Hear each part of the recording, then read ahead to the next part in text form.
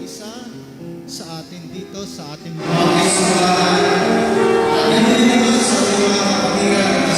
ng tahanan, nakasama natin sa online.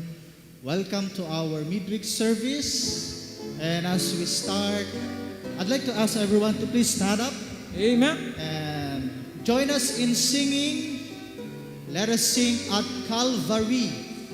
Years I've spent in vanity and pride. But when Jesus died on the cross of Calvary, Amen. and after I accepted Him, my life has meaning already. Awitin natin to na may kagalakan. Amen? Years I spent, all together now. Years I spent in vanity and pride, caring not my Lord was crucified, knowing that it was for me He died at Calvary. Mercy there was great and grace was free, pardon there was multiplied to me. There my burden sought from liberty at Amen. Bago natin awitin ang second stanza, anyayaan ko po kayo na awitin natin to na may kasiglahan, excitement, and joyful. Amen. Let's sing second stanza now. By God's word at last my sin I learned, then I tremble at the law I spurn, till my guilty soul imploring turned to Calvary. Hallelujah! Mercy there was great and grace was free, pardon there was multiplied to me. There my burden sought from liberty at Calvary. Now I give to Jesus everything. Now I gladly only ask my King. Amen. Now my raptured soul can only sing of Calvary. Mercy there was great and grace was free, pardon there was multiplied to me. There my burden soul found liberty at Calvary.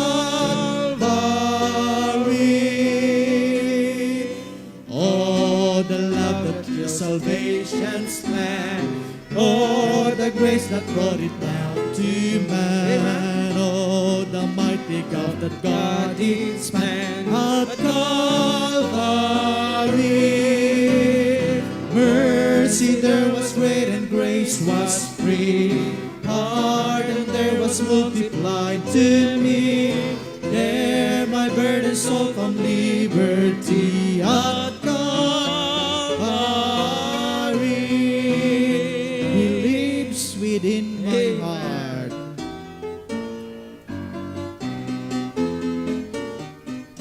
I serve a risen Savior is in the world today.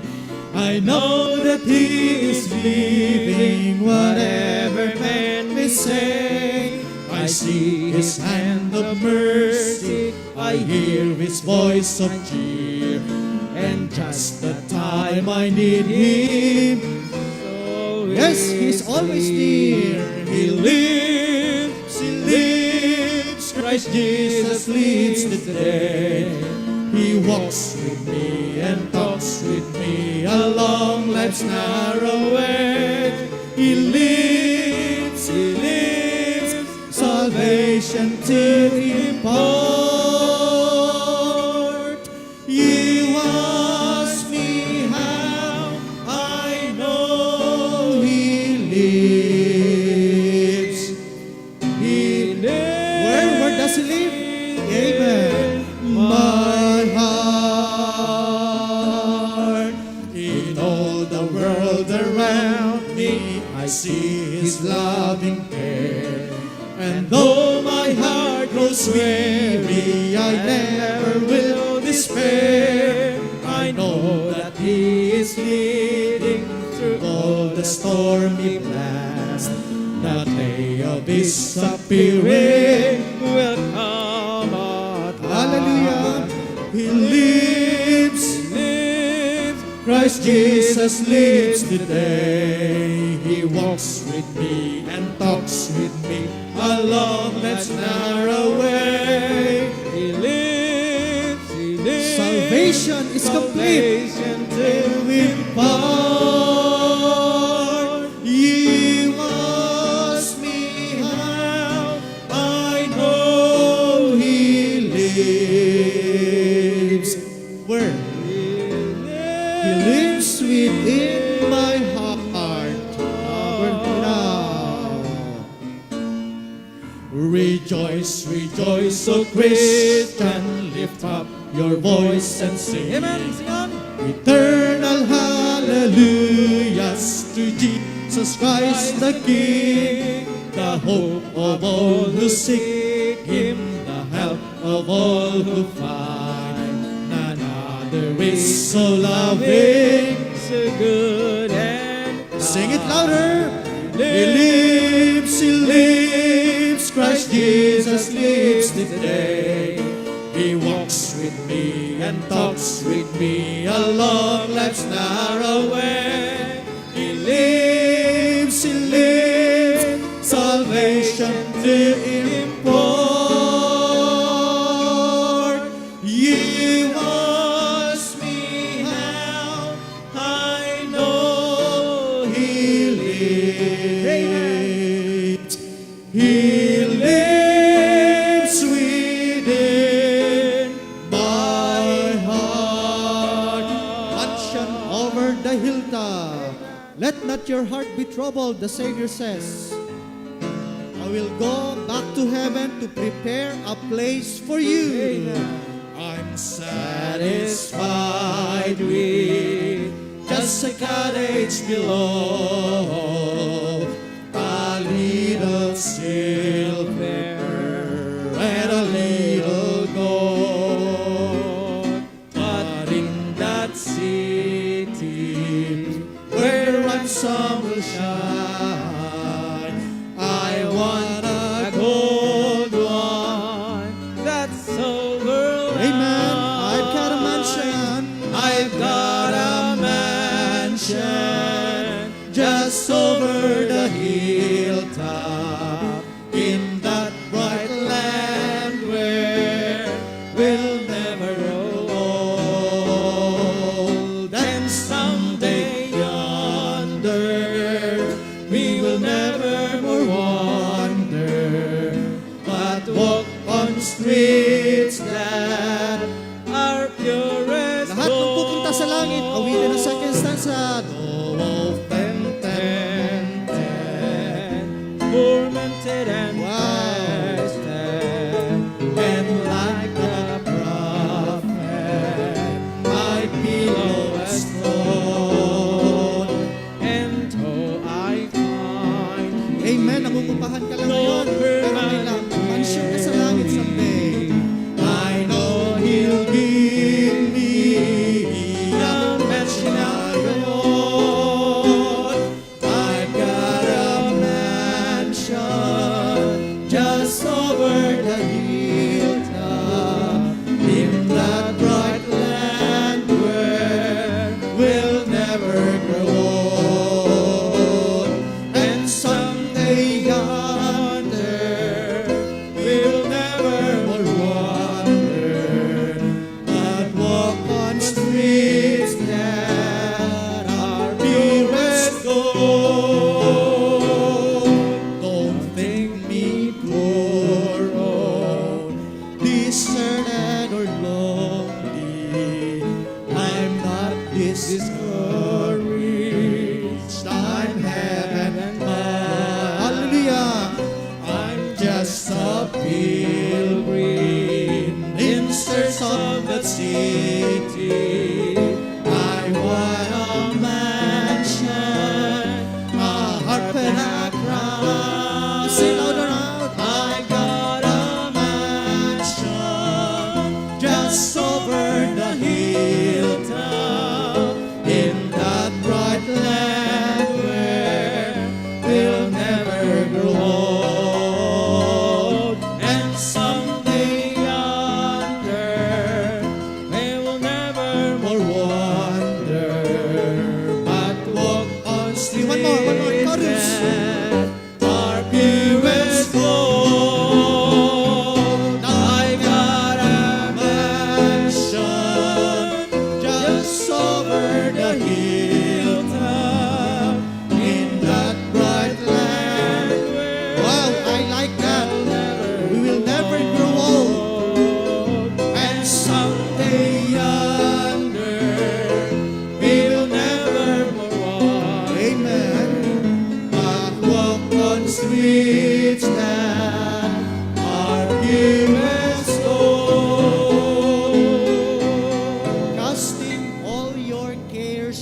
run him, for he careth for you.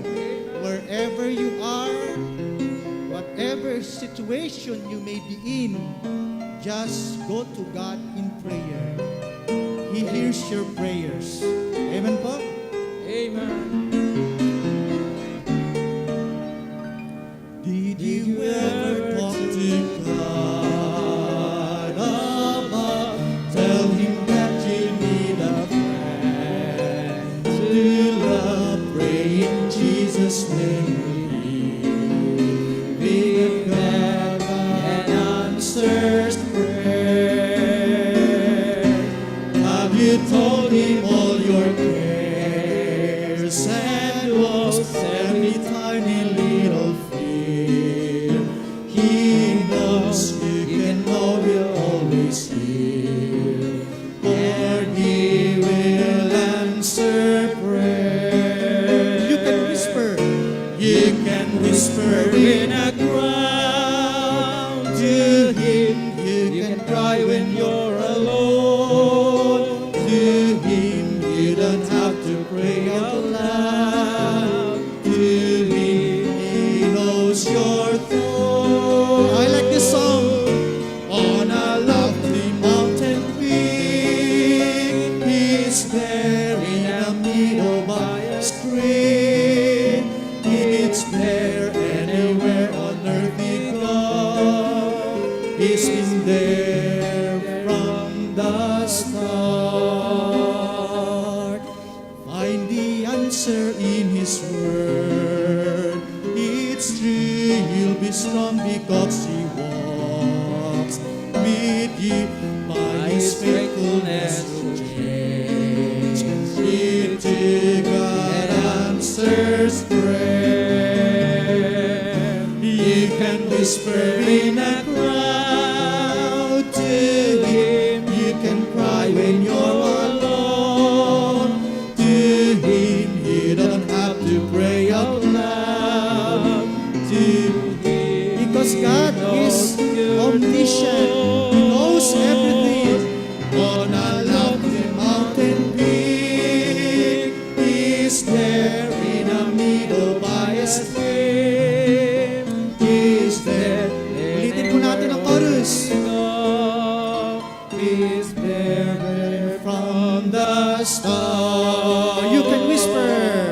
You can whisper in a crowd to him. You can cry when you're alone. To him, you don't have to pray out loud. To him, he knows your thoughts. On a lofty mountain peak, he's there in a meadow by a stream. He's there anywhere on earth you go. He's been there from the start. Wow, napakagandang awitin, and I will be singing this more often in our next services. Pastor, will you lead us in prayer, please? Amen, amen. Purihin ng Panginoon, tayo po magpasalamat sa Panginoon. Ama naming Diyos, salamat po ng maraming marami sapagkat ikaw ay Diyos na tumutugon ng panalangin. Kami man ay may kasama o nasa kalagitnaan ng marami o nag-iisa. Ang mahalaga po ay meron kaming pananalig at pagtitiwala na ang Diyos ay nakikinig at tumutugon sa pananalangin. At kami naman po ay marapat lamang lumakad sa katotohanan upang hindi maging hadlang ang aming mga pagkakasala sa pagdinig mo ng mga dalangin ng inyong mga anak. Salamat po ng marami sa tuwina ng inyong salita ay pwede namin pagsalusaluhan at lalong pagtibayin ng isa't isa. Kami man ay pinanghihinaan ng loob o kami man ay nagkakaroon ng mga pagtatalo sa loob ng aming isipan o kalooban, may mga pagsubok man na hinaharap, ang iyo pong salita ay magpapatunay ng aming talagang kalagayan upang sa gayon lagi kaming magpasalamat at magpuri sa inyo. Bless you po ang mga kapatid namin narito at mga hindi namin kasama o kaya man naka-online. Salamat po ng marami, sumayo po ang kaluwalhatian at ang aming bayan, panatilihin pong mapayapa maunlad at bukas na bukas sa pangangaral ng iyong salita. Ito po ay aming dalangin na patuloy kang magligtas at magtayo ng marami pang mga simbahan sa aming bansa at magsugo ng marami pang misyonero sa loob at sa labas po ng aming bayan. Ito po ay aming dalangin sa pangalan lamang ng aming Panginoong Yesus. And all the people say amen. Amen. Amen. Amen. Tayo po magkabasa ng salita ng Diyos. Silingin natin si Brother Nair. Sige, Brother Crispin. Yeah, sige. You read. Kayo magbasa ng salita ng Diyos ngayong gabi. Pangunahan nyo kami. Si Brother Yul. Brother Yul says? Yeah, Brother Yul says.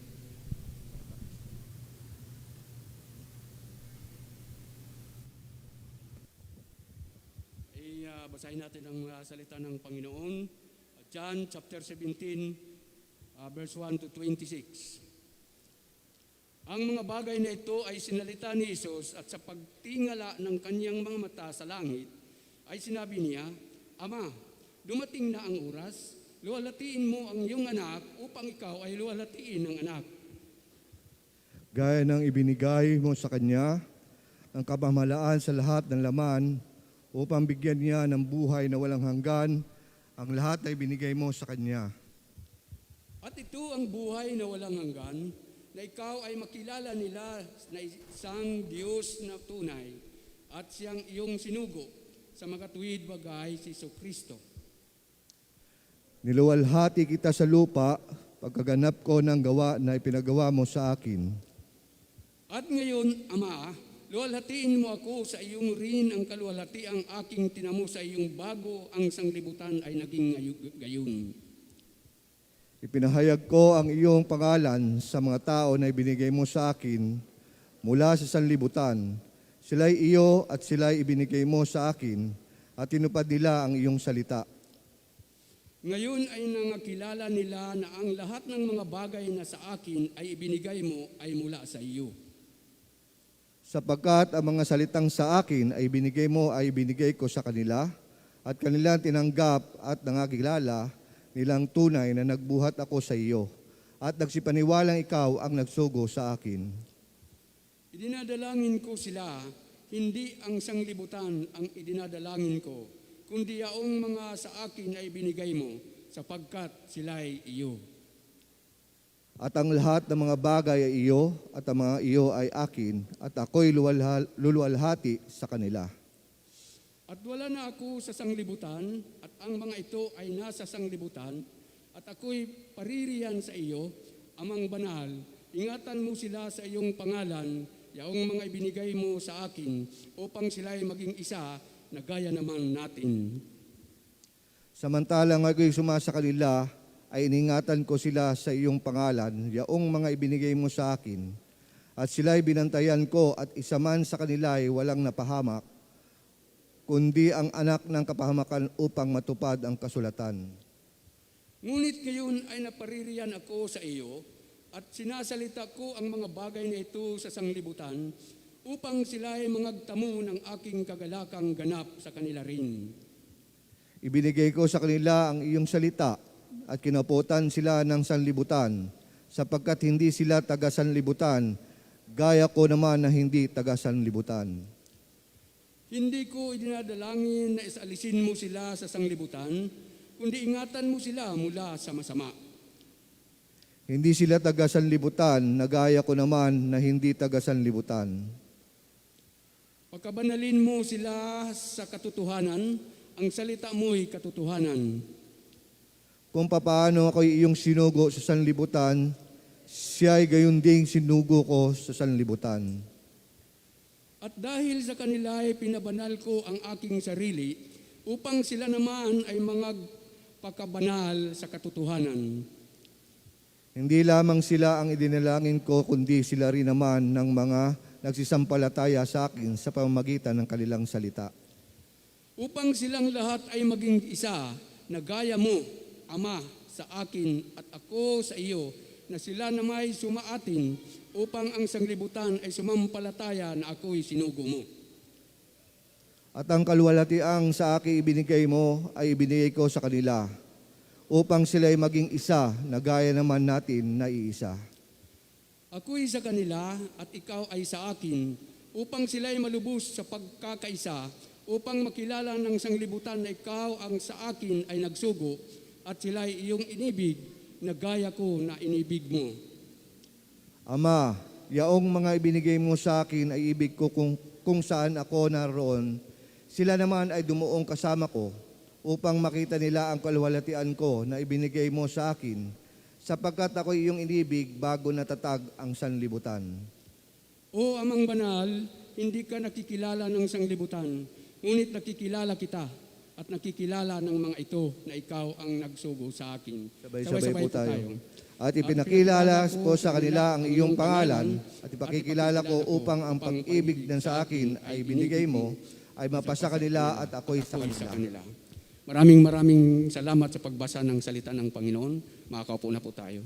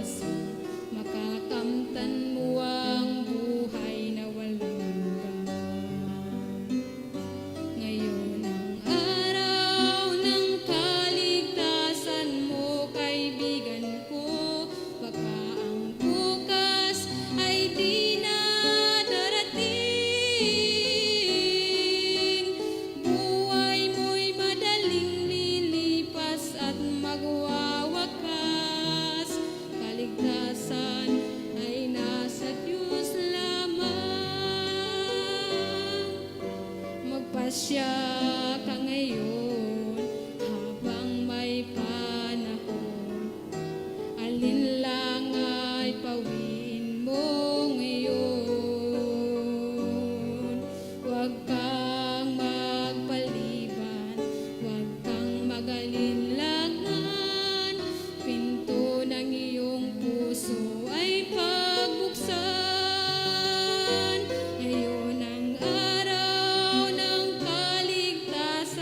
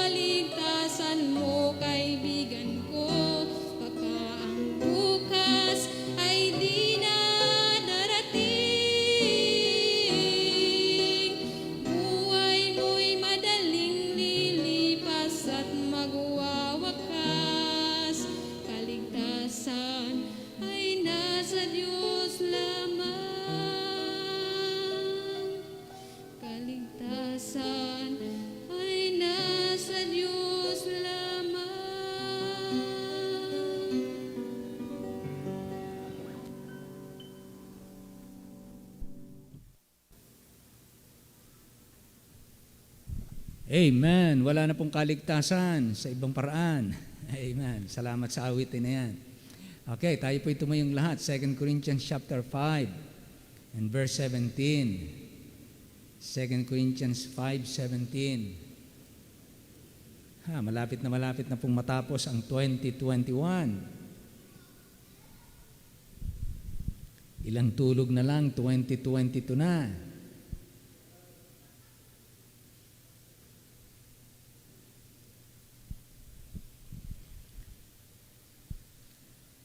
Second Corinthians 5:17, basahin po nating lahat. Please read with me. Ready? Begin. Therefore, if any man be in Christ, he is a new creature. All things are passed away. Behold, all things are become new.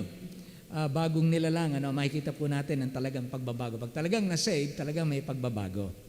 Amen? Hindi pwedeng wala. Pagka talagang na-save, makikita natin yung pagbabago. Una, sa sinabi ng salita ng Diyos, talagang may pagbabago. At makikita natin yan sa buhay ng tao. Sa pamagat po ng ating pag-aaral, what does a man's life looks like after he got saved? Ano ba ang magiging itsura ng buhay ng isang tao matapos niyang maligtas?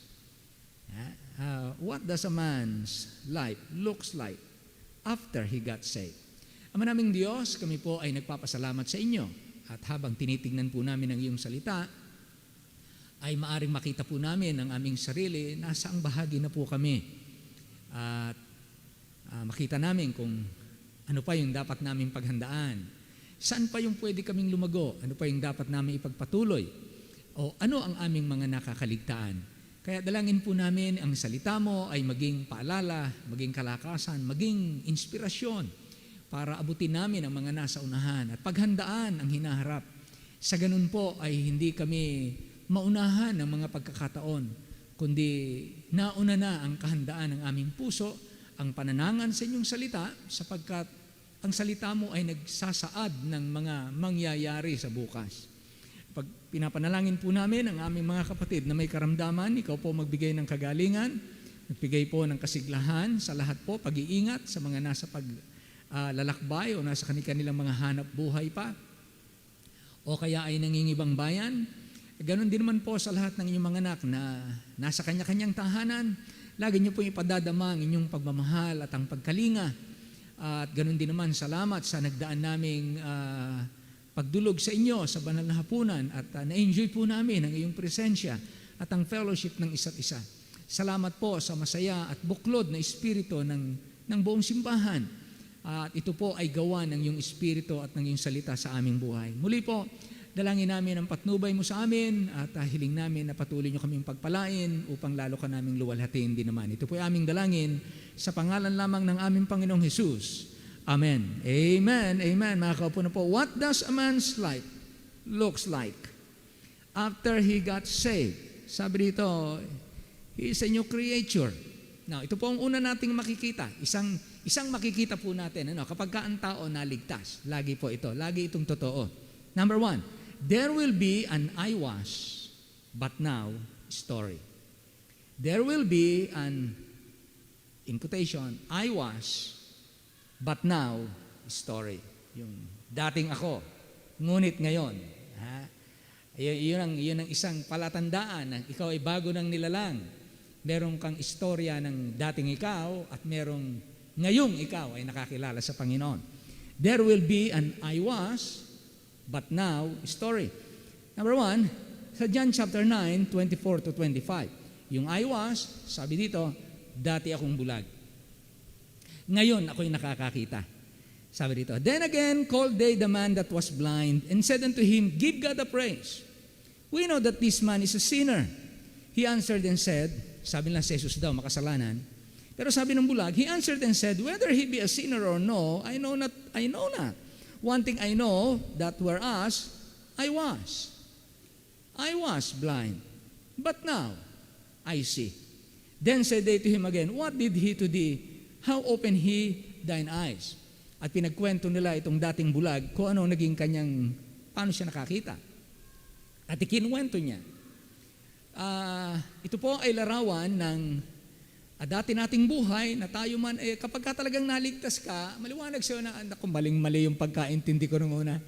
Bulag na bulag ako nung una. Hindi ko akalaing mali ako. Hindi ko akalain. Pero ngayon, maliwanag na sa akin.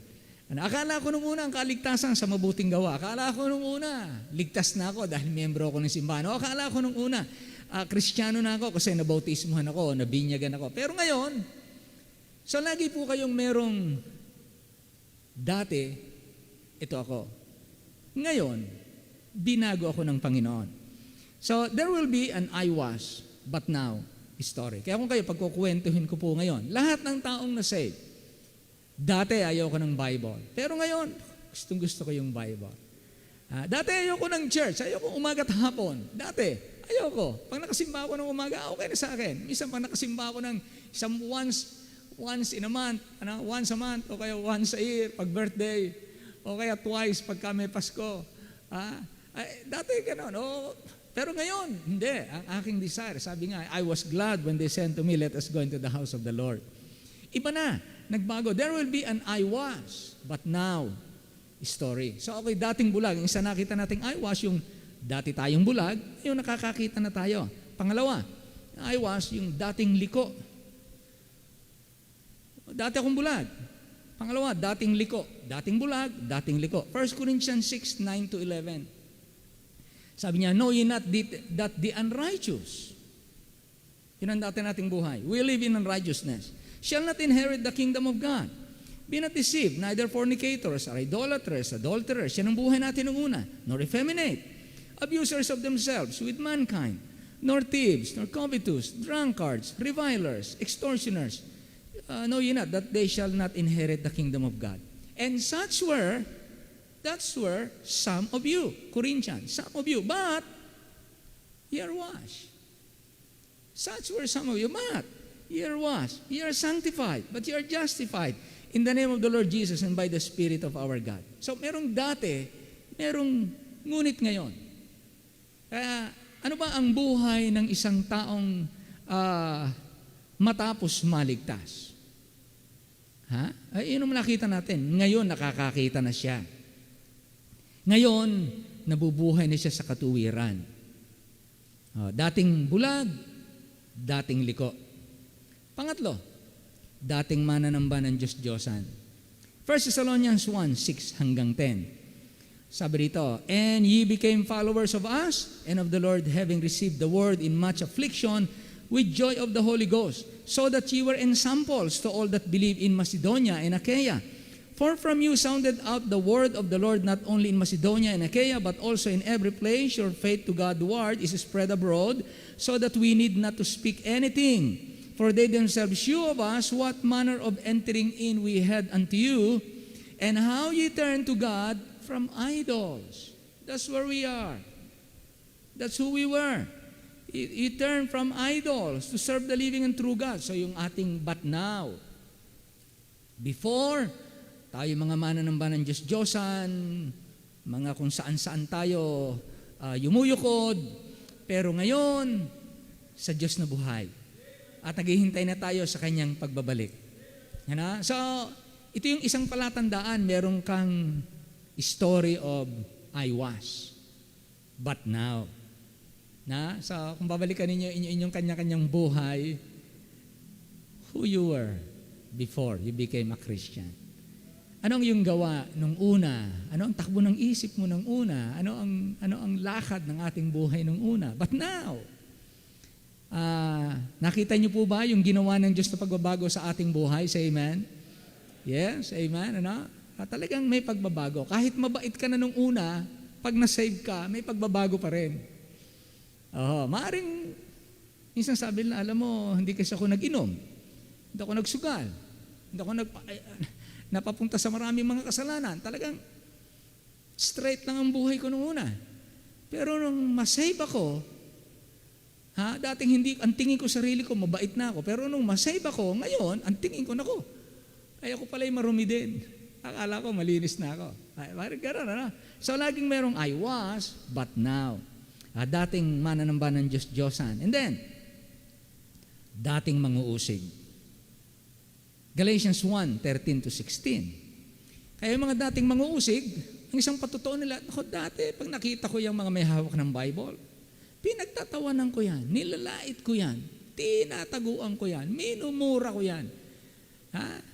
Talagang yamot ako sa mga taong yan. At kinakalaban ko yung mga yan. At ganyan si Paul, sabi niya, for ye have heard of my conversation, Galatians 1:13-16. For ye have heard of my conversation in time past. That's my past.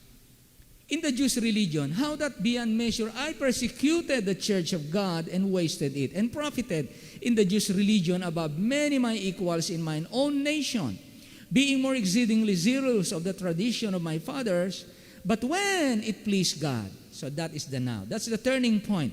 But when it pleased God, who separated me from my mother's womb and called me by His grace to reveal His Son in me.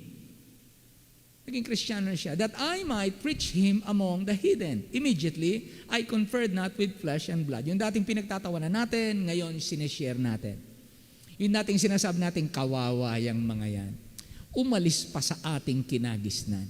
Kawawa naman, humawak ng Bible. Kawawa naman. At gano'n ang bukang bibig minsan ng kantsaw ng mga tao. At kahit tayo, minsan, gano'n ang takbo ng isip. Pero nung sabi ng Bible, what? To reveal His Son in me.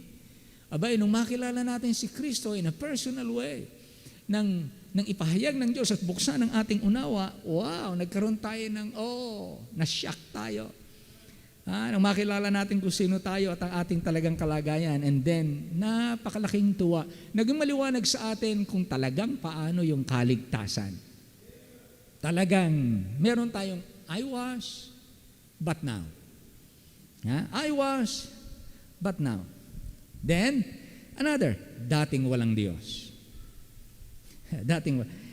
Kanina, tingnan natin, dating liko, punong-puno ng bisyo, no? Punong-puno ng kasalanan. Liko buhay talaga. Pero ngayon, iba na. And then, dating manguusig. Ngayon, and then, dating walang Diyos. Dating hindi mamamayan ng langit.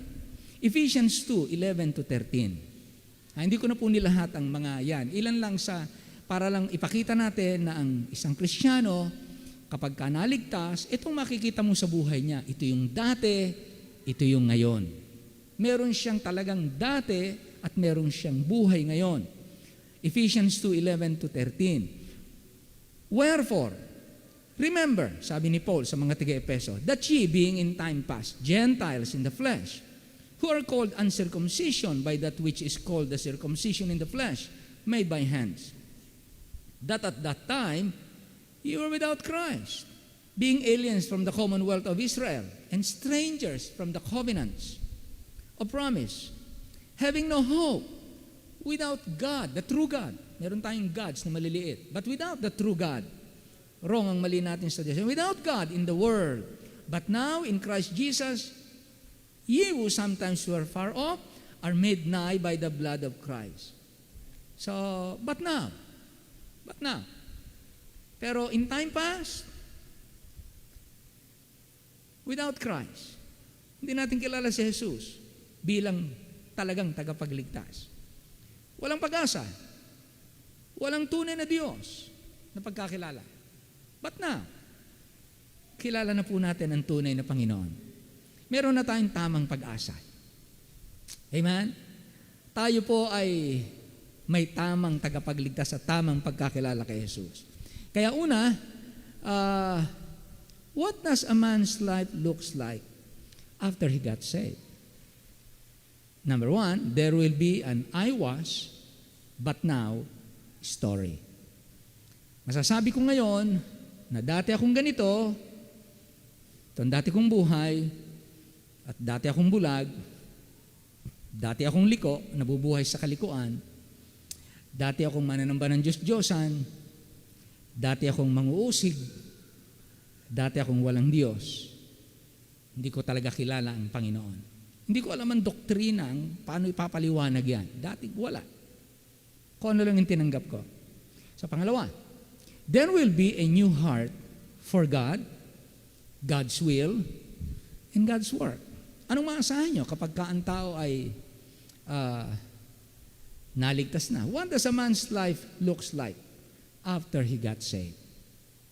Number two, there will be a new heart for God, for God's will, and for God's work.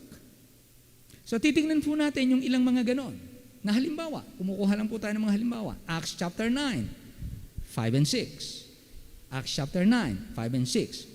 Si Apostle Paul, manguusig ng iglesia. Ayaw niya sa Kristyanismo. Pero nung maligtas, makakilala kay Jesus, sabi niya, and he said, "Who art thou, Lord?" And the Lord said, "I am Jesus, whom thou persecutest. It is hard for thee to kick against the pricks." And he, trembling and astonished, said, "Lord, what wilt thou have me to do?" Abrupt change, Abrupt change. There will be a new heart for God, a new heart for God's will, and a new heart for God's work. Sabi ng Apostle Paul, "Lord, what wilt thou have me to do?" Kaya kapag ang tao talagang saved, meron na siyang likas sa kanyang puso na naghahangad siya. Hindi man niya mapaperfect, Siyempre, dadaan pa yan sa pagiging baby. Pero simulat sa pool nang ikaw ay maligtas, simulat sa pool ng tao maligtas, meron na siya ngayong interes, paghahangad, na yung kalooban ng Diyos, o makilala niya ang Diyos, malaman niya ang kalooban ng Diyos, at magawa niya ang mapaglingkuran ng Diyos. A heart to do God's will. Lord, what will thou have me to do? So, a new heart. Yun ang makikita natin sa taong naligtas. Meron siyang new heart. New heart to do God's will. Next, a new heart to make things right. Yung dati mo ginawang mga mali, gusto mong itama. Pagka ikaw na say, gusto mong itama yung mali mo. Hindi lamang ngayon nagtatanong ka, Panginoon, anong kalooban mo, yun ang gusto kong gawin. Kundi yung nalaman kong mga mali na ating ginawa, paano ko ito itatama? Paano ko ito iaayos? Kaya maraming mga magkakahiwalay na asawa nang matagpuan ng Panginoon at may ayos ang kanilang buhay, nanumbalik. Naiayos. Yung mga anak na alibughan, nanumbalik sa pamilya. Kaya sabi nga ng gawa ni John the Baptist, papapanumbalikin mo yung puso ng mga magulang sa anak at yung puso ng mga anak sa magulang. Magkakaroon ng reconciliation sa family. Yan ang isang cause ng mga Kristiyano kapag lumakad sa kalooban ng Diyos. Yun ang gusto natin. Ayaw na natin ng, hindi na tayo ganun kayayabang, katatapang. Kaya ko mabuhay nang wala ka. Maghiwalay na lang tayo. Kaya ko mabuhay nang wala ka. Hindi na ganon. Kundi ang ating desire ay magkaroon ng reconciliation. Lalo na sa ating family. Hindi man natin makasundo lahat ng tao dahil hindi naman lahat ng tao makakagusto sa inyo at makakagusto sa akin. Pero hindi man natin makagusto sa atin ng mga tao, pero tayo, still, ang mabuting hangad din natin, pagka ikaw ay saved, hangad mo ikabubuti ng iyong kapwa. Kaya, you have a heart to do God's will, then you have a heart to make things right. Luke 19:5-10. At isang example natin dito si Zacchaeus. And when Jesus came to the place, he looked up and saw him and said unto him, "Zacchaeus, make haste and come down, for today I must abide at thy house." And he made haste and came down and received him joyfully. And when they saw it, they all murmured, saying that he was gone to be guest with a man that is a sinner. And Zacchaeus stood and said unto the Lord, "Behold, Lord, the half of my goods I give to the poor, and if I have taken anything from any man by false accusation, I restore him fourfold." Ang ganda, di ba? Nagkaroon ng change, hindi naman tinutukan, hindi naman ibibilanggo, hindi naman inaresto, hindi naman ganun Pero nung makilala niya si Kristo at kilalanin niyang Panginoon at niyang tagapagligtas, abay nagkaroon ng kusang loob na itama yung kanyang mga ginawang mali. Kaya sabi naman ng Panginoon, yung manifestation na yon, yung expression, that expression of a heart wanting to get things right.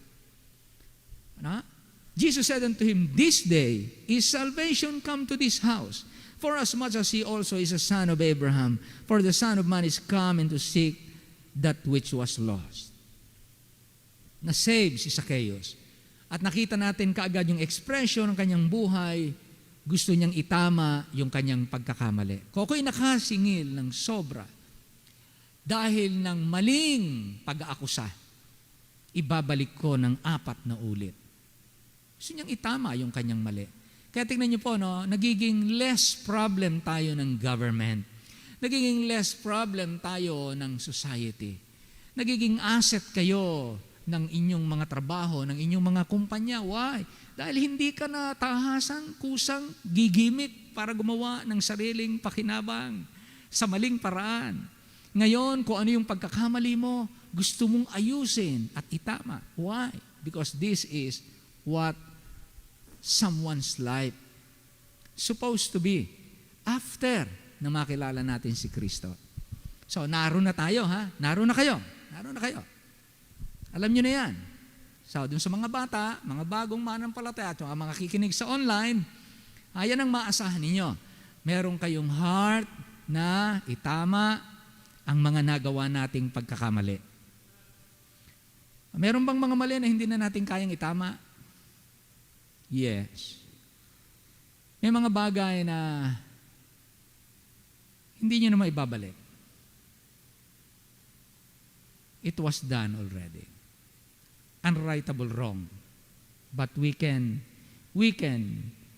cannot change the past, but we can do something about the future. Hindi na natin kayang baguhin ang bukas, pero meron tayong pwedeng magawa ngayon para maging mas maganda yung bukas. So, ganoon na lang po ang ating focus. Ano? Kaya, kung ano man yung magagawa pa natin para maitama, itama natin.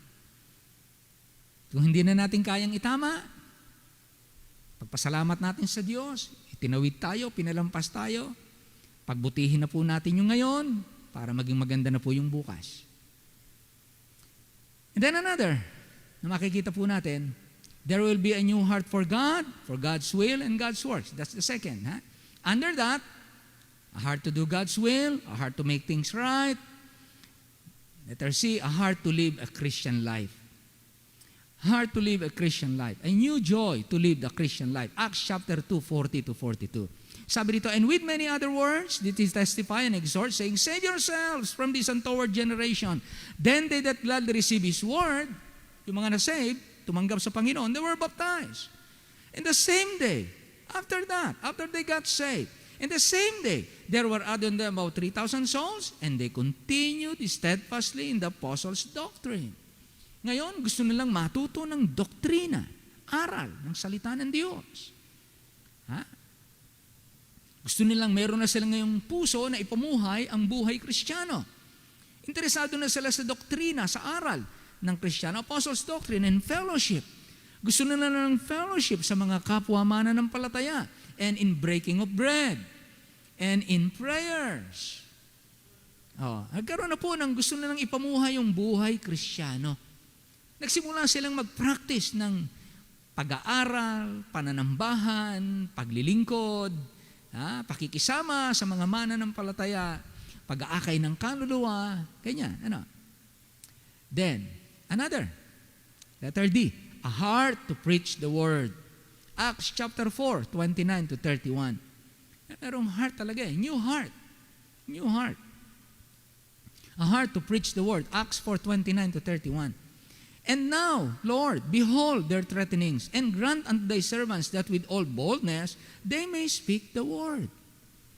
By stretching forth thine hand to heal, and that signs and wonders may be done by the name of thy holy child Jesus. And when they had prayed, the place was shaken where they were assembled together, and they were all filled with the Holy Ghost, and they spake the word of God with boldness. Desire na kayo, no? Nagpe-pray ka na, Lord, mahihiyain ako, pero bigyan niyo ako ng lakas ng loob, hindi kita ikahiya. Mahihiyain ako, Panginoon, hindi ako sanay magsalita sa mga tao, hindi ako karapat-dapat, hindi ko pa ito nagawa, pero Panginoon, dahil alang-alang sa kaligtasan ng mga tao at saka sa kagandahan ng katotohanan ng iyong salita patungkol sa pagliligtas ni Jesus, dapat itong makarating sa iba, sa kaklase ko, kaibigan ko, kamag-anak ko, katrabaho ko, saan man ako makarating, Lord. So you have now a heart. Hindi mo man agad magawa, but the heart is there. You have the prayer, Lord, embolden me and fill me with the Holy Spirit. Another, makikita natin change of heart, new heart. A heart to be a burden bearer. Gusto na mo yung makibalikat sa gawain ng Diyos. Naroon na ba kayo sa mga yon? Ano? Naroon na po kayo. Nakikita nyo na ang sarili nyo dyan. Acts 4:32 and 37. Acts 4:32 and 37. And the multitude of them that believed were of one heart and of one soul. Neither said any of them that aught of the things which he possessed was his own, but they had all things common.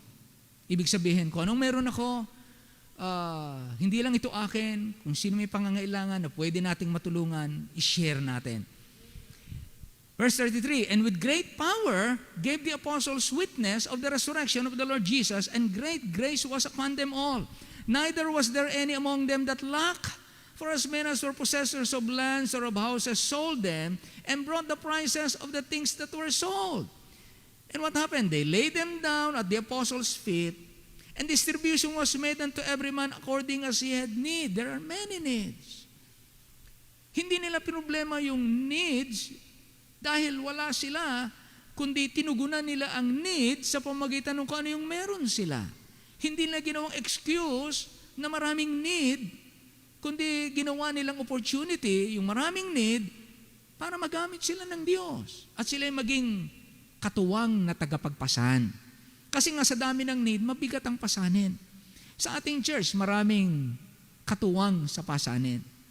Marami din tayong need. Marami pa tayong need. Hindi lang dito ang need natin. Meron tayong another property sa kabila na kinakailangan ding i-maintain. Okay, may maintain natin ito. May mini-maintain tayo sa kabila. Kaya minsan iniisip ko, ano kaya maganda rito? Benta na lang kaya ito para wala na tayong mini-maintain dito. Pero iniisip ko, mas maganda siguro ito yung madagdagan kaysa mabawasan. Mas magandang ito yung pag-isipan kung paano pa gagamitin ng mas productive pa. Ganun pa man, ito po ang sinasabi rito. Ang daming need. Pero dito, may mga taong able, sabi dito, 36, and Joseph, who was by the apostles, was surnamed Barnabas, which is being interpreted the son of consolation, a Levite of the country of Cyprus, having land, sold it, and brought the money and laid it at the apostles' feet. So may mga ganun sila, di ba? Yung kanya-kanya, sabi niya sa verse 34, neither was there any among them that lacked. Why? For as many as were possessors of lands or houses, sold them, and brought the price of the things that were sold, and laid them down at the apostles' feet. Bakit nila ginagawa yun? Dahil maraming need. And what they can do is to bear the burden of the church. So mga kapatid, andito na tayo. Co-burden tayo. Bawat mananampalataya, hindi lamang tayo nakikinig na pinapasa ng iba, yung iba ay nagkakaloob, nagpapasan sila ng pasanin. Hindi lang ganon, kundi dapat bawat isa. What can you expect sa isang mananampalataya? So dapat makarating ako din doon. Meron akong mga narating na, halimbawa, yung iba hindi ko pa na, kaya pinag-aaralan natin ito. Ilang mga bagay na, alin dito pa yung dapat kong pagbutihin o napapabayaan o hindi ko pa nagagampanan. Then, a heart to be a burden bearer. Next, Acts 13:46-52. A heart for a spirit-filled life. Nagiging paiba-iba na to. A heart for a spirit-filled life. Yung bang ang gusto ko na, Lord, sakupin mo ang buong buhay ko. This is beyond material. Ngayon, yung buong buhay ko, Panginoon, ang aking alay sa iyo. Hindi na yung pinag-uusapan dito, pera o lupa o ba. Hindi na yung pinag-uusapan. Pinag-uusapan siya. Lord, my whole life. Alay ko to sa iyo. Puspusin mo ako, kontrolin mo ako, kung ano yung makalulugod sa iyo, kung ano yung plano mo, saan kita higit na maluwalhati. Doon mo ako dalhin, doon mo hubugin ang aking buhay, doon mo ako gamitin, doon mo ako ilagay, doon mo ako pangunahan, doon mo ako buksan ng pintuan, doon mo ako alalayan, doon mo ako palakasin. Kung anong bahagi ng buhay ko ang pwede mong gamitin. Sa akin, ano pa ba ang hindi surrendered sa buhay ko? Ano bang area, aspeto ng aking pagkatao ang hindi pa napapailalim ng lubos sa iyo na lumalaban pa ako? Alin pa ba dito yung pumapalag pa ako? Hindi ko pa maipakontrol sa iyo ng gusto. Kaya may mga Kristiyano na hindi kaagad lumalago dahil merong area ng buhay, pananampalataya na hindi totally ng Panginoon makuha. Hindi niya totally kasi ipasakop sa Panginoon kasi meron pang pagtatalo. sa atin. At mahirap ang struggle. Mahirap. Minsan yung dila lang natin, di ba? Yun lang, huwag natin paramihin. Yung dila lang natin minsan. Lord, fill me para yung salita ko maging tama ang bigkas, tama ang hanay ng salita, tama ang hugot ko ng mga salita na gagamitin. Tama ang bigay, hindi binabalibag. Tama ang hain ng salita. Mga ganun ba? Na kapag ka, Panginoon, ako kasalamuhan ng mga tao, maging ano kami, Panginoon, yung ang aming salita, sabi mo seasoned with salt. No, seasoned with salt. Talagang ingat na ingat tayo. Preserve. Kasi pwedeng talagang kahit nga sa mag-asawa, di ba? Palibhasa, pamilyar na tayo. Minsan yung biglang pilantik ng dila natin minsan parang wala lang sa atin, pero yung spirit natin, biglang balikwas ng salita, salitang hindi maganda dun sa nakakapakinig.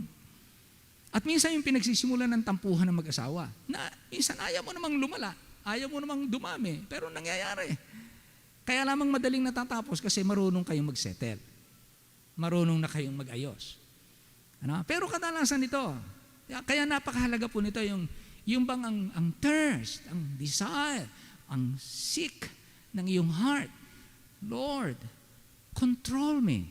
Sabi ni Paul, then Paul and Barnabas waxed bold and said, it was necessary that the word of God should first have been spoken to you. But seeing ye put it far from you, and judge yourselves unworthy of everlasting life, lo, we turn to the Gentiles.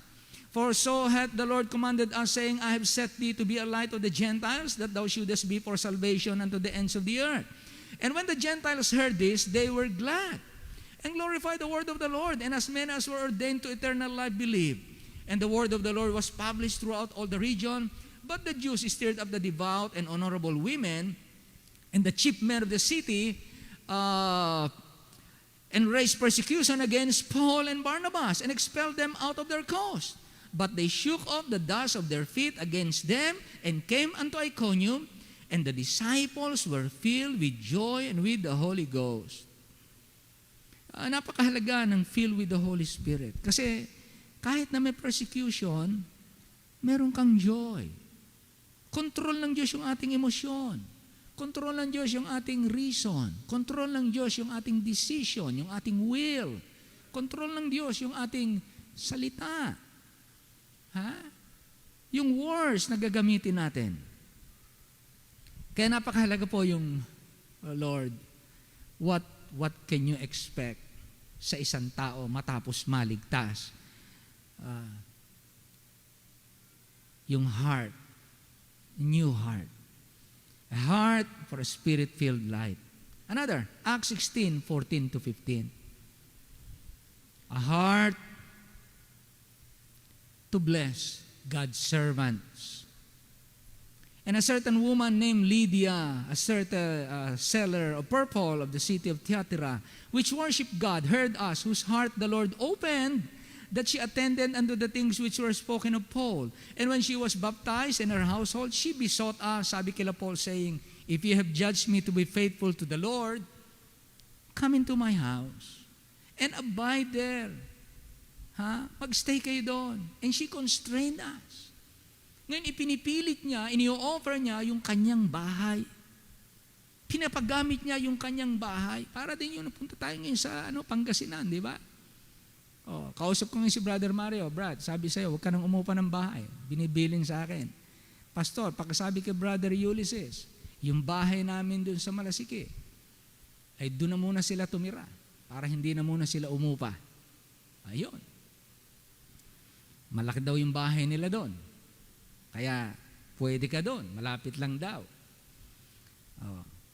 Parang ganyan, pinapagka tayo ligtas, naaasahan na po tayo na kung ano yung pwede nating ipagamit sa gawain ng Diyos, pinagagamit natin. Yung ang buhay di ba? Ang buhay nga natin Kaya kasama, yung buhay, yung pera, yung gamit, yung lupa, yung bahay, ano ba bang hindi natin pwede ipagamit sa Panginoon? Yan ang maaasahan sa inyo. Yan ang nakikita sa inyo.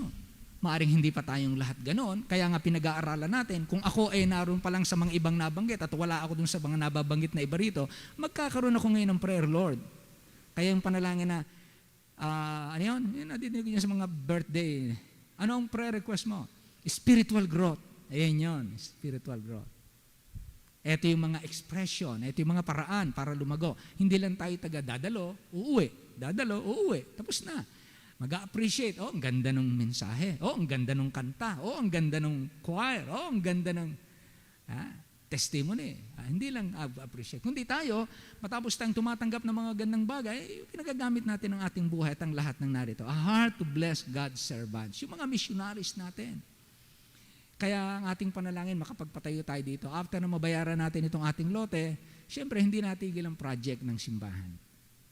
Magpapagawa tayo ng ating building na para meron ditong mga dapat na magamit. Kasi kailangan natin ditong improve ang ating facilities dahil dito na tayo, pati yung ating mga anak.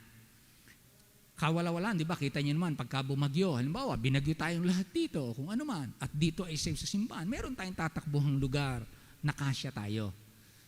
Pwede tayong mag-imbak dito ng pagkain, magpahukay, may hinukay na tayo dyan sa ilalim, tambakan ng mga, punuin natin ng sardinas yung ilalim. Awari ko matagal-tagal natin bago maubos yan. Pagkatapos nating maubos yan, tiyak ko, mapula-pula ng pisngi ni Pastor Benji. Kulay hakata ka na, kapatid. Pero ganun, di ba? Kaya napakaganda, binigyan tayo ng Panginoon. Pag iniisip-isip ko, isa tayo sa may pinakamalaking property sa Metro Manila. Napakalaki ng property na ito, napakahalaga. Biruin nyo nung una, 42 million sa sabakan natin. Wala masyado nagpa-project ng ganun, malibang mayayamang simbahan. Pero nagawang mag-project ng mayaman sa pananampalataya kaya hindi mayaman sa pera. Ibibigay na ng Panginoon. Next year na lang, mga kapatid, next year. Meron tayong lump sum na 8.4. May papasok pa yan ngayong December. So mababawasan. Palagay mo ng 8. Gawa ulit tayo ng commitment ngayong January. Bago matapos ang December para sa year ngayon ng 2022. Gawin natin yung ating best. Kung meron uling, halimbawa sabihin mo ng 2 million uli, kung madagdagan maging 3 million. Sa 8, di meron na lang 5. Naku, yung 5. Pag-usapan na natin yan kung paano. Pag-usapan na natin yan kung paano. Talagang tingin ko alam niyo po, sa heart ko, as good as paid. Do you believe that? Naniniwala ba kayo? Binigay na ng Panginoon sa atin ito, ng lubos. Kasi hindi ko matanggap na binigyan tayo ng Panginoon ng 19 years na makabaya, tapos i-fail tayo on the 20th year. Ano kaya? Ganun kaya ang Panginoon? Sige, tutugunan ko kayo ng 19 years. On the 20th year, doon ko kayo ibabagsak. Hindi ko kayo tutulungan doon. Hindi. Kasi siya ang nagsimula nito, hindi naman tayo Kasi kung magsisimula tayo, wala naman talagang tayong perang pangkuhan nito Wala. Ang offering natin ng una, hindi naman ganun kalalaki. Talagang sinabakan lang natin based on Scripture. Ang pinagbasihan natin, pinangunahan ko kayong, kasi yun lang yung ginamit ng Diyos sa akin sa pananaliksik ko. John chapter 6, the feeding of 5,000. Kitang-kita mo naman, paanong kakasya yung 5 tinapay at 2 isda sa 5,000? Binanggit pa nga, niliwanag anong klaseng isda Maliit na isda. Binanggit pa maliit na isda Lalo mo lang hindi mapagkakasya kasi 5 tinapay at 2 maliit na isda. Nabaon ng bata. So, nung binabasa ko yung picture na binibigyan pa sa akin, maliit na kamay ng bata, na yun lang ang kayang hawakan, at kamay ng Panginoon na pwede mong paglagyan, so the hand of the lad and the hand of the Lord. At habang tinitingnan ko, Lord, Christ Baptist Church is like that lad. Kung anong meron kami, laban sa napakalaking pangangailangan ng proyekto sa lupa, kung anong meron kami, ibibigay lang namin lahat sa inyong aming magagawa, bahala ka na po magparami. Di ganun ang ginawa ng Diyos. Kaya sa 19 years, nakahulog tayo. May mga taong ginamit ang Diyos na hindi naman natin nakita nung una magsimula tayo. Hindi naman tayo nagsimula na nakita ko na yung mga taong magpapagamit. Hindi ganun Ang nakita ko lang, ang Panginoon, hindi niya problema ang pera. Pinoblema ng mga alagad. Sabi nung isang alagad, 200 penny worth is not enough. Pero, a heart to bless God's servant. Paggamit natin yung ating mga gamit. Kaya nung una, wala akong sasakyan nung una eh. Hindi ako maibili pa ng sasakyan nung una. Alam niyo yung sino papagamit sa akin ng sasakyan? Kayo din. Alam niyo na yun kung sino kayo. Hiyang-hiya pa nga ako kasi pinagamit ako ng kotse eh. Brother Ginto yun eh. Gandang-ganda ng kotse niyang Accord. Nagalos. Naku, Brother Ginto, ayoko halos magpakita sa hiya ko sa inyo. Nagalusan. Buti lang si Brother Ginto marunong mag-comfort. Pastor, huwag kayong mag-alala. Naalala niyo ba yan, Brother Ginto? Huwag kayong mag-alala, Pastor. Meron akong insurance. Iba yung insurance ko. Pag pinagawa yung sasakyan, pinahihiram ako ng mas magandang sasakyan. Bagamat ako nahihiya pa rin, kasi abala, pero siya, sabi niya, huwag kayong mag-alala, Pastor. Okay lang yan. Ako yung may insurance. Iba yung insurance ko. Pero ganun kayo, lahat. No? Pwedeng hiraman. Hanggang ngayon, may mga pastor na nangihiram ng sasakyan. Pinahihiram niya. Pinagagamit niya. Para din ganito yan. A heart to bless God's missionaries and servants. Nariyan na kayo. Nagagawa niyo na yan. What more ang pwede natin panggawin? Acts 16:25 to 34. A heart to praise God and win souls in spite of sufferings.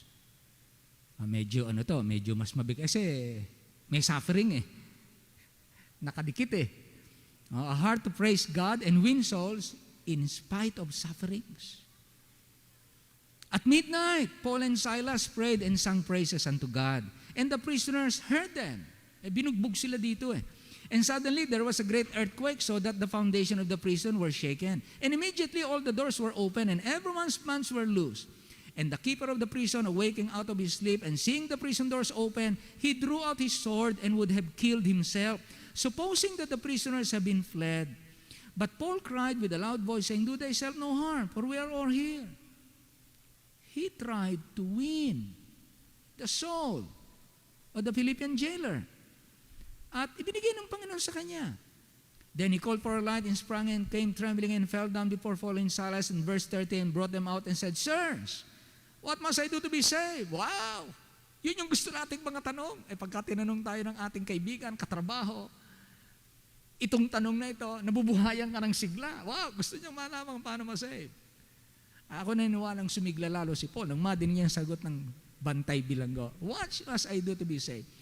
And they said, hindi lang pala si Paul ang excited, pati si Silas, and they said, Believe on the Lord Jesus Christ and thou shalt be saved in thy house. And they spake unto him the word of the Lord and to all that were in his house. And he took them the same hour of the night and washed their stripes and was baptized, he and all his straightway. And when he had brought them into his house, he set meat before them and rejoiced, believing in God with all his house. Nakita nyo din, naroon na naman yung joy, pinagamit na naman yung bahay nila, pinagamit yung kung anong meron sila doon, ipinakain nila, pinaglingkuran ng mga missionary servants of God. Ayan, napakaganda. So, nagagawa na po natin yan.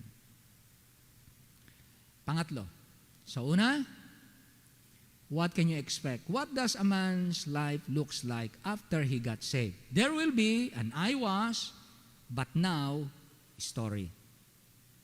Number 2, there will be a new heart for God and God's will and God's work. Number 3, He will prepare and strengthen the next generation. Ito na po ang isa. Kapag kayo ay na-save, ano ma-expect natin matapos ng tao ma-save? Habang tumatagal na siya i-save. Ito na makikita niya. 2 Timothy 2:1-7. Thou therefore, my son, be strong in the grace that is in Christ Jesus. And the things that thou hast heard of me among many witnesses, the same commit thou to faithful men, who shall be able to teach others also. Thou therefore, yung susunod sa kanya, si Timothy, thou therefore endure hardness as a good soldier of Jesus Christ. Pinatitibay niya yung mas nakababatang Kristiyano sa kanya. No man that warreth entangled himself with the affairs of this life, ayon sa kanyang karanasan, kay Paul, talking from experience. No man that warreth entangled himself with the affairs of this life, that he may please him who had chosen him to be a soldier. If a man also strive for masteries, yet is he not crowned, except he strive lawfully. The husbandman that laboreth must be first partaker of the fruits. Consider what I say. Consider, Timothy, what I say. And the Lord give thee understanding in all things. Sabi niya, Timoteo, pakinggan mo itong sinasabi ko sa iyo. Pakinggan mo ito, anak, sabi niya. Magpakalakas ka sa biyaya na na kay Kristo Jesus. Ibig sabihin, lagi kang umasa sa tulong. Ha? Lagi kang umasa sa divine enablement na na kay Kristo. Doon ka magpakalakas. Laksan mo ang sarili mo na laging panghawakan, hindi ako pababayaan ng Panginoon. Kapag ka ginagawa mo yung maliwanag na utos ng Panginoon, panghawakan, hindi ako pababayaan ng Panginoon, gagawin ko to. Maliwanag yung sinabi ng Panginoon, gagawin ko to sinabi ng Panginoon. Yan yung sinasabi niya ngayon sa next generation. Ha? Magpakalakas kayo sa biyaya, sa tulong ng Diyos. At kung yung nadinig mo sa akin, natutunan mo sa akin, ituro mo din, ipasa mo sa iba. Kaya, ano yan? Endure. Sabi na endure. Magpakatatag ka. Magtiyaga ka, magtiis ka sa mga kahirapan, kagaya ng mabuting kawal ni Kristo. At huwag kang makihalubilo sa gawain ng mundong ito. So one of the ways for the next generation to become strong believers, hindi po sila na iintanggel, hindi sila na, napabuhol, napasuot sa masalimuot na kagubatan ng sanlibutan ito. Hindi sila na-divert. Yung Christian living, maliwanag sa kanila. I am a Christian. And then, ini-improve niya kanyang sarili. Sabi niya, if a man also strive for masteries, laging hanapin mo yung self-improvement, huwag kang makontento ng ganyan ka. Strive for masteries. And then sabi niya, consider what I say. Pakinggan mo itong sinasabi ko, Timothy, at bibigyan ka ng Diyos ng kaunawaan. So number 3, He will prepare and strengthen the next generation. Ano maasahan nyo sa mga taong naligtas? Palalakasin niya ang mga sumunod sa Kanya. Pang-apat. Ano pang maasahan natin? He will show a godly way to face death. Palalim po tayo ng palalim dito. He will show a godly way to face death. Lahat tayo harap, hindi exempted ang Kristiyano. May mga namamatay sa virus, hindi ko mo tayo may bakuna o walang bakuna, hindi tayo mamamatay. With or without the vaccine, anytime God can call us to go to heaven. Sabi niya, anak, report. Maaaring hindi virus ang gagamitin ko sa iyo, pero si Paul, si Moses, si David, si Daniel, si Noah, may iba-ibang paraan ng kamatayan. Walang virus na dumating sa kanila, pero natapos na ang kanilang mga termino at pinauwi ko na. Kahit gaano sila kagamit-gamit, like Paul, like Joseph, pero meron silang time of departure. So it doesn't matter, may virus o wala. What matters most is you understand you have an appointed time with God. And I want you to show to the next generation how to face death. Look at verse 6, 2 Timothy chapter 4 and verse 6. Sabi niya, for I am now ready. So that's the way to face death. Be ready. Be ready. Then sabi niya, I am now ready to be offered. Be willing to be an offering to God. Your life and my life was to be looked upon, was to be viewed as an offering to God. Si Paul ay pupugutan ng ulo, pero yung pagpatay sa kanya, napugot ulo, para kay Paul, sabi niya, I am an offering. My life is a sacrifice. So, isa na paghahandaan ng isang taong ligtas, isa na dapat nating matutunan is how to show a godly way how to face death. Sabi ni Paul, I am now ready. I'm willing to be offered. And I know there's a time of departure. There's a time of departure. Ayaw man natin kapag iniisip ko. So, anong gagawin natin? How to face death? Fight a good fight. Finish your course. Keep the faith. And then look forward. There is a crown of righteousness laid up for me, sabi ni Paul, which the Lord the righteous judge shall give me at that day, not to me only, but also to them that love is appearing. Sabi niya, this is the way to face death. You face death with a ready heart, with a willingness to be offered as a sacrifice, and be willing to welcome the time of your departure. I don't know kailan yung time natin, but it will come. So, ibang uri ito ng level ng Kristiyano. Kasi sa totoo lang, humanly speaking, lahat tayo, kung maaari lang, huwag tayong mamatay.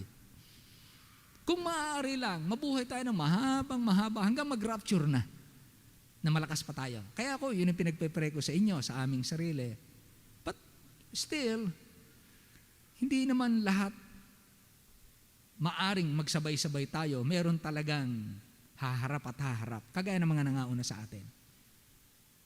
But how are we going to face? Let us show the right way to face death kapag dumating yung ating time. Another, number 5. He will keep growing in the knowledge of God. 2 Timothy chapter 4 and verse 13. Sabi niya, the cloak that I left at Troas with Carpus, when thou comest, bring with thee, and the books, but especially the parchments. Ibig sabihin ng parchments, the scripture. Sabi niya, Timothy, dalhin mo rito yung aking balabal kasi winter na eh.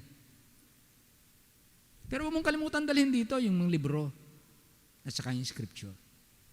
Habang siya nakabilanggo, gusto pa ni Paul mag-search, mag-aral, Bible study. Lumago sa pagkakilala sa Panginoon. Kaya kapag tayo po maybe may sakit, o kaya tayo nakakulong, ikinulong tayo sa kung anong kulungan, hindi man rehas na bakal ang pinagkulungan sa atin, maaari ikinulong ka dahil nalumpo ang paa mo, o ikinulong tayo dahil ng lockdown. Ano man, study the Bible, use it. Kaya maraming naiinip sa buhay nung time ng pandemic kasi hindi lang kung anong gagawin nila. Si Paul, hindi po siya nainip nung time ng pandemic, kumbaga sa kanyang panahon. Time ng lockdown, nakakulong siya, hindi po siya nainip. Kaya sabi niya, dalhin mo rito yung libro. I can make use of that. So he will keep growing in the knowledge of God. Kaya kapag malapit na ang ating panahon, don't stop growing. Keep growing, mga kapatid. Keep growing. Don't stop growing. Pang-anim, he will clearly point the right way to succeed in life and in the ministry. Siyempre po, pagka kayo manampalataya na tumatagal kayo sa pananampalataya at paglilingkod, kaya niyong ituro sa mga tao ano ang daan ng pagtatagumpay sa paglilingkod. Bakit kayo nakakatagal? Bakit kayo nakapagpatagumpay? Bakit niyo na-maintain yung excitement sa ministry? Bakit? Ito ang sabi ng Apostle Paul, 2 Timothy 4:14 to 18. Ito ang sabi niya, Alexander the coppersmith did me much evil. The Lord reward him according to his works, of whom be thou aware also, for he had greatly withstood our words. At my first answer, no man stood with me, but all men forsook me. I pray God that it may not be laid to their charge. Notwithstanding, the Lord stood with me and strengthened me, that by me the preaching might be fully known, and that all the Gentiles might hear, and I was delivered out of the mouth of the lion. He knew from the very beginning, behind the persecution, is the spirit of Satan working. Kaya sabi niya, deliver me out of the mouth of the lion, and the Lord shall deliver me. Kung darating pa man sa hinaharap, the Lord shall be there also, delivering me from every evil work, and will preserve me unto his heavenly kingdom, to whom be glory forever and ever. Amen. He clearly pointed out the right way to succeed in life and in the ministry, to find strength in the Lord. The Lord stood with me and strengthened me. Sabi niya, alam mo Timothy, kung ano nagbigay sa akin, maraming gumawa sa akin ng masama, pati ang diablo, alam kong nasa likuran ng lahat ng ito, No? At marami akong hinarap, pero sabi niya, ang Panginoon ang kasama ko. Siya ang tumayo para sa akin. Pinalakas niya ako. Yun ang naging dahilan bakit nagpapatuloy ako. So hindi ang sinabi niya, alam mo, dahil marami akong baong pera. Alam mo, dahil marami akong kaibigan sa palasyo. Alam mo, dahil, hindi yun eh. Ay tinuro niya. It's the Lord. It's the Lord.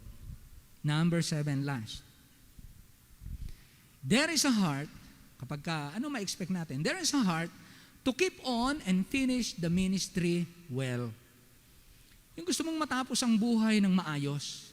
Yung makapagtapos ka dito, kung ano man yung paglilingkod na ginagawa natin, ano man yung buhay natin, gusto ko makatapos ako ng maayos. Acts 20:28. And now behold, I go bound in the Spirit unto Jerusalem, not knowing the things that shall befall me there. Save that the Holy Ghost witnesseth in every city, saying that bonds and afflictions abide me. Sabi ni Apostle Paul sa 24, but none of these things move me. Hindi ako nakilos, hindi ito naka-apekto, hindi ako nagpa-apekto. Neither count I my life dear unto myself, so that I might finish my course. In what manner? In a joyful manner. Hindi lang basta matapos ko ng masaya. And the ministry which I have received of the Lord Jesus to testify the gospel of the grace of God. So kung nagsimula kang masaya, dapat makatapos tayong puno ng saya, kagalakan sa ating paglilingkod hanggang sa matapos natin yung takbuhin at paglilingkod na pinaglagyan ng Diyos sa atin. So don't quit. Don't stop serving. Maaring magbago kayo ng ministry, but you don't stop serving. May mga mananampalataya na dati nasa ganitong ministry, and then umayaw sila doon, pinanghinaan sila doon, lumipat ng ibang ministry, hindi pa rin tumigil sa paglilingkod, nagbago lang ng paraan ng paglilingkod, pero naglilingkod pa rin. So don't stop serving God. And finish well. Finish with joy. Marriage is also a ministry. Mula nang tayo na save, lahat paraan ng paglilingkod. Nawa, ang bawat mag-asawa, magtapos ang buhay mag-asawa nila nang sila'y masaya. Maayos. Well, you finish well. Kung may maaalis mang isa, kung may mamamatay man sa amin na mag-asawa, ako na yung mauna. Pero nawa, pagka ako nauna, masaya siya na kami nagsama hanggang sa huli. Hindi yung, ay buti nga, nawalan ako ng tinik. Di ba? Hindi maganda yun eh. Maganda yung, sana Lord, hindi pa, buhayin mo pa. Sana ganun eh. Masaya ang mag-asawa. Ito yun. Maging sa church, sana hindi ka agad mamatay si pastor, o sana hindi ka agad mamatay si brother, sana hindi agad mamatay si sister. Kasi masayang kasama sa ministry. Yun ang gusto natin eh. Yun ang gusto ng Panginoon. There is a heart to keep on and finish the ministry well. Kapag dumating ang mga kabigatan at mga iba't ibang paraan, mga kapatid, it's not the time to stop. It's the time to be stronger than before para matagumpayan natin yung mga testings ng buhay. Salamat sa Panginoon sapagkat, sabi nga, if any man be in Christ, he is a new creature. Kung ako lang at iiral yung dating ako, ay matagal na akong wala. Matagal na kayong wala. Matagal na tayong tapos. Matagal na hindi ganito ang ating mga nagagawa, yung galak sa matagal na. Pero dahil nga, ang Panginoon ang nagbibigay ng lakas. Salamat sa Panginoon. Ama naming Diyos, salamat po ng marami. At ilang mga bagay po, nakikita namin, matapos ng taong maligtas, anong maasahan sa kanyang buhay matapos maligtas? Hindi po ang ina-expect sa kanya, siya babalik sa dati niyang suka. Hindi ang ina-expect sa kanya, ibabalik siya sa maling paniniwala, sa maling pananaw, sa maling gawa, sa maling gawi. Hindi po yun ang ina-expect. Ang ina-expect po, if any man be in Christ and in truth in Christ, kung totoong na kay Kristo, may mga bago sa kanyang buhay. Maaring iba hindi makaabot sa lahat ng pinag-usapan namin, maaring may mga hindi makatapos ng maganda, pero sa simulat sa pool, meron pong talagang pagbabago. At kung hindi man makatapos ng maganda, dalangin po namin habang buhay pa kami, kung may mga nangyaring ganun sa iba, ngayon meron kaming pagkakataong ipanalangin at idulog sa iyo, Lord. Hindi kami makasama sa listahan ng mga taong hindi nakatapos. Huwag kami makasama sa listahan ng mga taong mga Kristiyano, mga mananampalataya na tumigil o nanghina ang loob. Kundi kami ay dun sa mga nagpapatuloy at hindi sa mga bumabalik. I-bless niyo po ang bawat isa, Panginoon. Salamat sa mga nasaksihan na namin, na mga nabasa namin dito ay meron din sa aming buhay. Maaring meron pang mga ilang katotohanan dito na hindi pa ganun katotoo sa amin. Palaguin niyo po kami, Panginoon, na isang araw kung dadating sa amin ang mga ganung bagay katulad ng nangyari kay Paul, masabi po namin, none of these things move me. Neither count I my life dear unto myself, that I might finish my course with joy. And the ministry na ibinigay ng Diyos sa amin. Salamat po ng marami sa simbahang ito. Pangunahan niyo po kami, maging nanonood sa online. At salamat po lahat kami magpakalakas sa inyo because the secret of Christian life and Christian ministry is the strength that comes from God. It's the feeling of the Holy Spirit. Holy Spirit-filled life. Kinakailangan po sa mga mananampalataya. At pagpalain niyo po ang bawat isa, sumayo po ang kapurihan sa pangalan po ng aming Panginoong Jesus. And all the people say loud, Amen. Amen. Amen. Amen. Tayo po ay tumayong lahat. Tayo po ay umawit. Amen. So salamat po sa Panginoon. At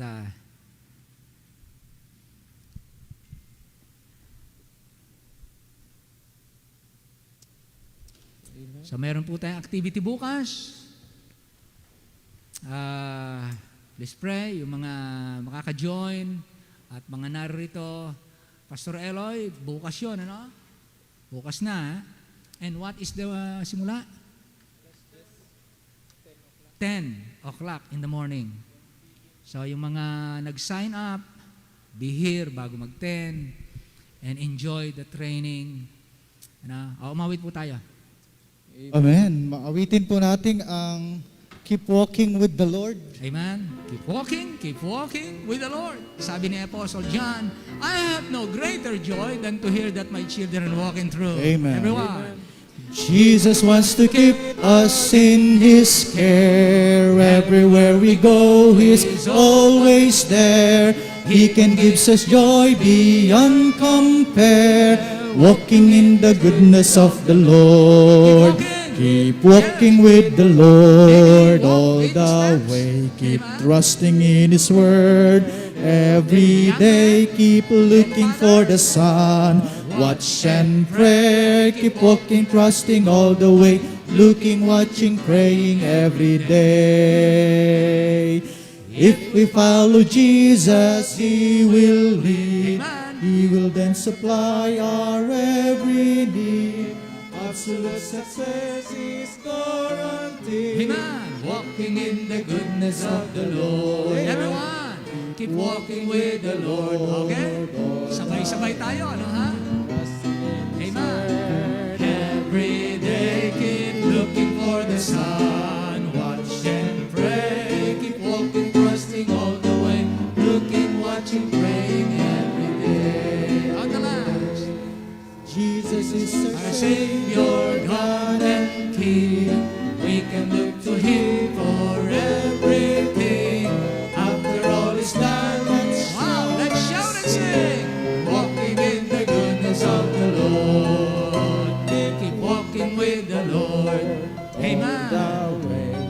Trusting in His word every day, looking for the sun. Watch and pray. Keep walking, trusting all the way. Looking, watching, praying every day. Amen. Praise the Lord. Tayo po magtipon po ng ating mga kaloob. Brother Francis, pasalamatan mo yung ating mga kaloob ngayong gabi. At ipag-pray ang ating mga kapatid na lalong pagpalain. Tayo po'y manalangin. Maraming Diyos, maraming salamat po muli sa inyo, sa inyong salita po na aming napakinggan, Panginoon, na kami nga, Panginoon, ay binago mo na at kami, Panginoon, ay dapat nang lumakad, Panginoon, para sa iyo. Kaya, O Diyos, kami po ay nagpapasalamat sa iyo, Panginoon, bagamat kami nagkakasala, Panginoon, ito po hindi namin nagugustuhan, Panginoon, at kami po ay nahihirapan, Panginoon. At kami, Panginoon, ay tunay po na bumabalik po at bumabalik sa iyo. O Diyos, maraming salamat po sa walang sawang pagpapatawad, sa iyong pagkatyaga, sa iyong sa amin, Panginoon, na talagang pagtitiis sa amin, Panginoon. Maraming salamat po. Kami po'y talagang hindi marapat sa iyo, pero Panginoon, ikaw nga po ay tunay po na mabuti po sa aming buhay. Kaya Diyos, patuloy na patawaran, Panginoon, ang aming hinihingi sa iyo, sa aming nagagawa po, sa isip, sa salita at sa gawa. At patuloy, Panginoon, ang aming buhay po ay patuloy mong magamit pa, Panginoon. Kaya nga, Panginoon, hiling po namin, nabigyan mo kami ng pananampalataya, Panginoon, na maglalayo sa amin sa lalo pa sa kasalanan at pananampalataya po na magbibigay kaluguran po sa iyo. Muli, O Diyos, narito po yung mga anak na patuloy mo pagpalain, Panginoon, patuloy na ibigay ang mga desire ng kanilang puso at patuloy, Panginoon, na pagpapalain po ang bawat pamilya po at kami magpatuloy, Panginoon, hanggang sa huli na kami kunin mo, na kami po'y nagtatapat po sa iyo. O Diyos, pagpalain mo po ang mga aming pong bibigay po ngayong gabi, Panginoon, ang mga kaloob na alam po naman namin na ito'y hindi sa amin, kundi sa iyo rin po naman. Kaya Diyos, maraming salamat po at kami hindi mo pinababayaan at patuloy ang biyaya mo, Panginoon, na tunay po na hindi po nakukulang po sa bawat sa po sa amin. Kaya, O Diyos, pagpalain mo po ang mga kaloob, lalo po itong magamit po para po sa iyong kaloob, sa iyo pong gawain, Panginoon. Hilingan dalangin po namin, tangi lang po, sa pangalan ng aming Panginoong Jesus. Amen.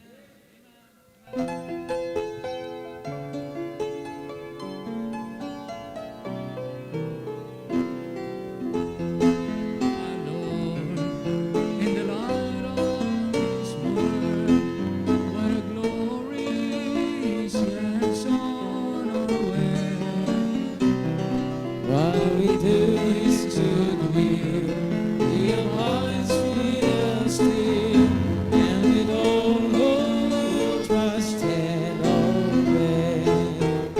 Trust and obey, for there is no other way to be happy in Jesus,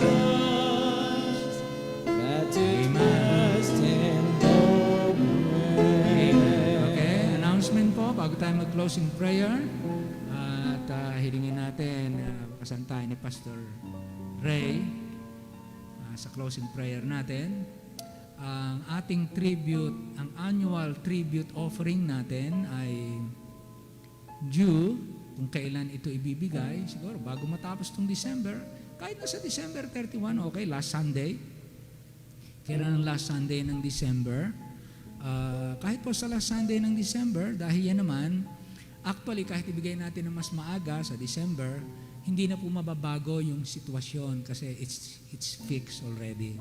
Yung monthly natin nakafix na, yung lump sum by next year nakafix na, so pwede lang natin mag-advance ng mag-advance para yung nasa dulo, lumiit ng lumiit. By the end of October, matugunan natin lahat. Kaya pag-uusapan pa po natin ito by next year. Ngayon, so itong para sa December, pwede na pong ibigay ito. Kung meron na po kayo na pwede nyo ibigay ngayon o hanggang katapusan ng last Sunday ng December, pwede pa rin. Last Sunday is December 26. So we have two, sa 19 and then 26, last Sunday. Kung yan naman ibigay na abuti ng January 2, pwede pa rin. Kasi ibibigay lang po natin, doon, ibabawas lang yun doon sa natitira. Tapos, we will make another commitment para po sa year 2022 para mabawasan po yung natitirang 8.4 o kung matira man ay 8 na, para mabawasan yon, we will make the best commitment na magagawa natin and then pag-uusapan natin kung paano natin ito tatapusin sa paraan na magagawa natin. So yun po sa tribute annual, meron pong nagpadala nung Sunday, may iba pang nagpapadala, so tuloy nyo lang po at ilahulog lang po natin yan. Then, tribute or lot payment due tomorrow. Bukas po, pati kayong mga naka-online po, kung makakatuwang pa kayo, lahat ng nakikinig, kulang pa po tayo ng 80,000 para bukas. 80,000. So kung meron pa po tayo may dadagdag, gawin po natin yan. And then, pagka hindi po natin yan nabayaran, ang mangyayari dyan, interest po yan daily. Dadagdag yan by the next month. Ganon, And then, sunod, feeding year-end. Sa feeding ministry, meron silang year-end fellowship, 8:30 ng umaga bukas. So lahat po kung kayo ay naging part at nagiging part, patuloy na part ng, sabihin niyo man kung ano man yung inyong naging part na yan, basta kayo naging part, meron silang year-end na pinropose at gagawin po bukas, 8:30. Kasama yung mga magwawalis. Magwawalis na ba kasama? Walang iba? Wala. Driver? Wala. Wala. Police? Wala. Okay, so mga faithful natin tagahalika at saka tiga-ilalim ng tulay, ayun po isasama. Sige po, so lahat ng yon pinapaalam po rito. Na Sunday ng umaga po, pakisama nyo. Wala pa ako dito Sunday ng umaga, Pastor Dakutanan will preach in the morning, pakisama nyo sa prayer dahil may nakiusap sa akin, humingi ng pagkakataon na matulungan sila dahil ng pandemya, talaga daw silang simbahan nila ay naapektuhan, pinanghinaan ng loob, pati mga miyembro yata, ganyan. Kung ano man, Pastor, baka pwede nyo kaming tuwangan na i-challenge yung mga miyembro. O ihala, kung ganun ang kalagayan ng simbahan, kagalakan kong tumuwang. Kaya sa umaga, wala po ako, sa hapon, narito ako. At year-end fellowship naman natin. Kung di ako nagkakamali. Tama ba? Yun ang 19. So, salamat po sa Panginoon. Baka may announcement dito. Isa pinapa-announce po ni Sister Becky, nahack daw po yung kanyang FB. Mag-ingat po kayo, pati yung mga bangko pala ngayon. Hinahack na yung video, may nag-share na naman po sa atin. So, Pastor Benji, yung mga pera mo, labas mo na.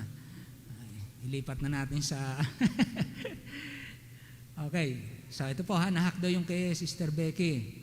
Ayan. Kaya, baka may iba siyang account. So, kayo din po, ingat po tayo dahil ganyan naman ngayon ng mga tao.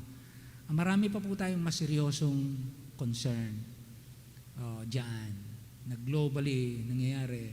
Ngayon, ang United Nations, kung nakita niyo yung kanilang pinagawang malaking rebulto, ang pinagawa nila ang picture ng peace, ang symbol of peace, ay isang uri ng hayop na laki ng ginawa ng rebulto, isang uri ng hayop na leopard ang katawan, ang ulo ay leon, ang paa ay oso, at ang pakpak ay agila.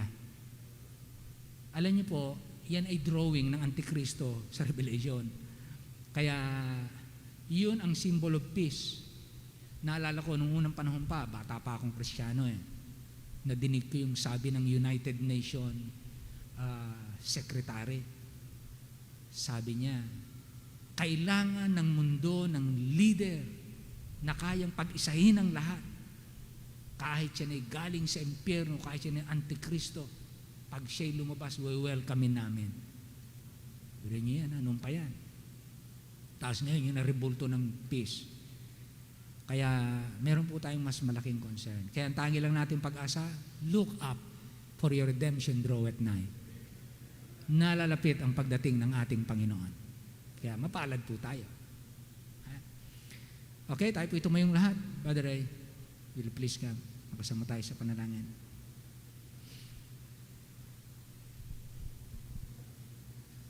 Tayo po'y manalangin, dakilang Diyos sa langit, napakabuti mo po sa amin. Opo. At sa kabila ng aming mga pagkukulang sa iyo, i-bless niyo po ang mga anak niyo, i-bless niyo po ang aming lote, bigyan mo kami patuloy na pagkakaisa at pagmamahal. Panginoon, na suportahan po at magkaloob.